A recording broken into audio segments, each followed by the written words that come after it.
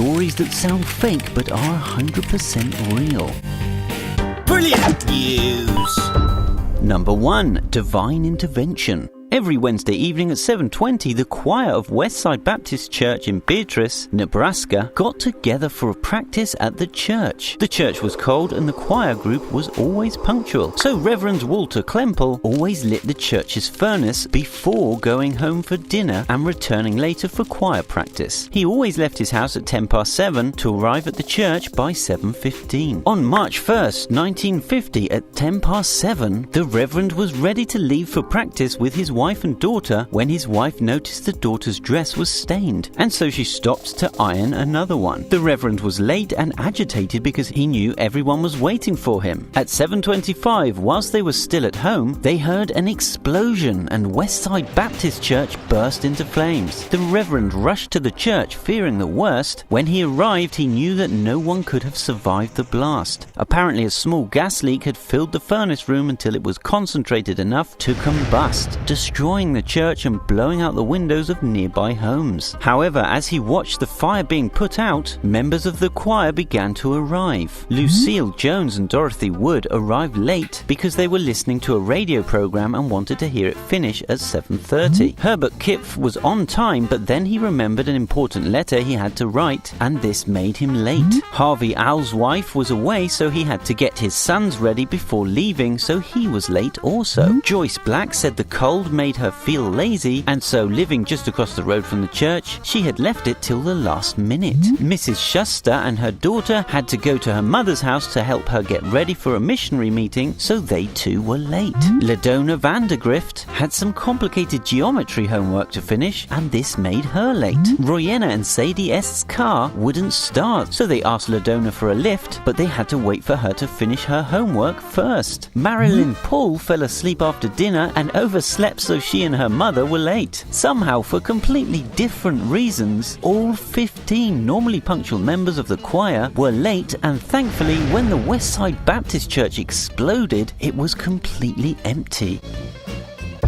Number 2. Mistaken identically. In 1980, 19-year-old Robert Shafran was excited as he drove from his home in Scarsdale, New York, to attend his first day at Sullivan Community College. When he arrived, it seemed as though everyone already knew him. People said hi and that they were happy he was back. Robert was confused until a fellow student called Michael Domnitz asked him his name and then asked whether he was adopted. When Robert responded that indeed he was adopted, Michael pronounced, "You have a twin." It turns out that Michael was Edward Gallen's friend and knew that he was adopted also, so he took Robert to Edward's house so they could meet. The twins were speechless when they saw each other, but not quite as surprised as they were a few months later when, after seeing the twins on the news, David Kellman arrived, revealing that the twins were actually triplets. Hungry for answers, the triplets investigated and found that their biological mother was a teenager and had given them up for adoption after giving birth to them at Hillside Hospital in Glens Oaks, New York, on July the 12th, 1961. The now defunct adoption agency, Louise Wise Services, had separated the triplets and avoided telling the parents to make adoption easier. And they told the adoptive parents that they were part of a routine childhood development study, although there was nothing routine about the study. During the first 2 years, each family was visited 4 times by Dr. Peter Neubauer, and in the next 8 years, they were visited at least once a year. After a decade, the triplets' progress was monitored in a more covert manner. Neubauer's study involves separating twins or triplets at birth and putting them into adoptive families of differing social and economic classes to see how a child's upbringing affects its future. David Kellman was placed in a working class family, Edward Galland in a middle class family, and Robert Shafran was in a wealthy family. All 3 babies would bang their heads on the bars of the crib regularly. Their mental health issues continued throughout their later life and eventually grew too much for Edward,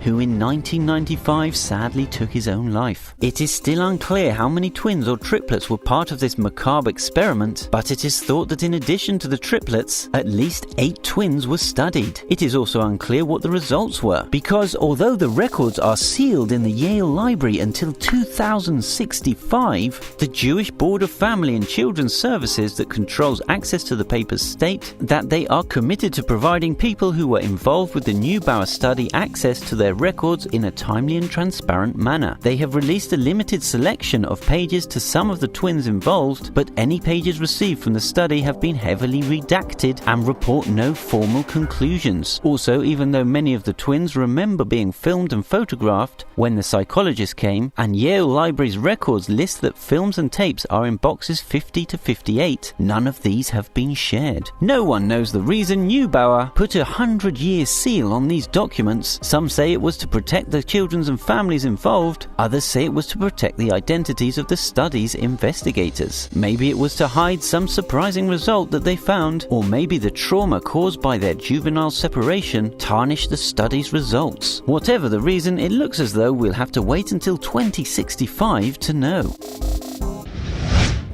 What do you think? Are we affected by the quality of our upbringing? Or are we all pre-programmed to make certain decisions no matter what? Comment below and please like and subscribe for more.